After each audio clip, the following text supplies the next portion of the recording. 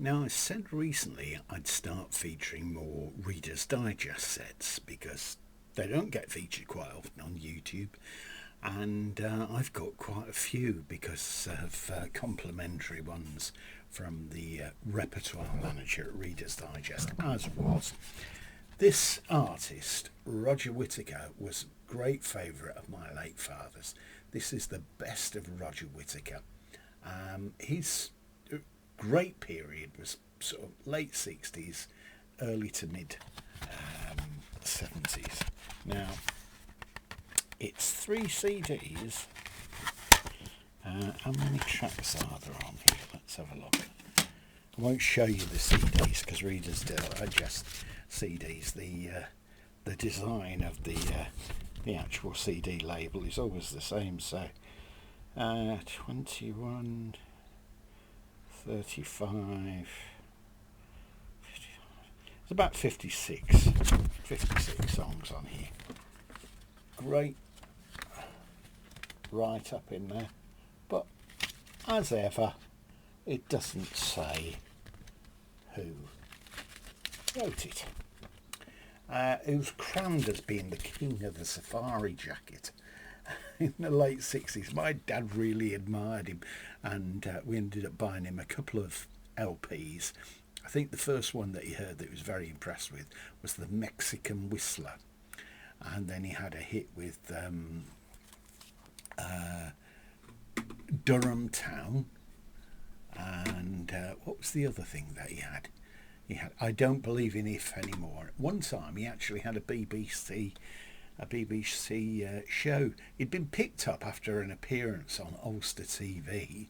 The BBC was very interested in him, so he was on for quite a bit, really.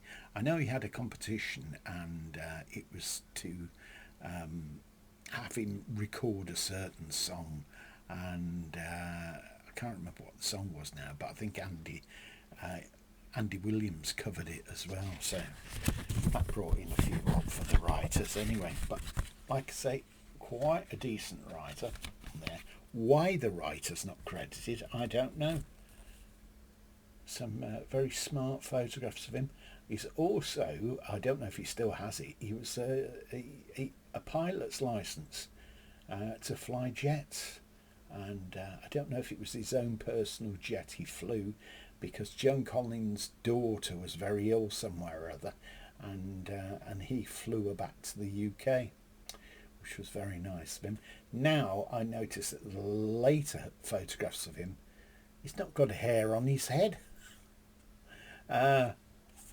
Thankfully, I've been passed over in that in that part of life. I'm grateful to say. What's the other thing? Oh yes, I found out the other day, because he's in his 80s now anyway. He became very popular. Well, when his fame sort of waned in Great Britain, became very popular in Germany. So he recorded a lot of his music in German, and they sold very well. So I'm led to believe anyway. So I would imagine he's probably retired now, well-earned retirement. But his family were originally from Staffordshire, and they'd owned a grocery business.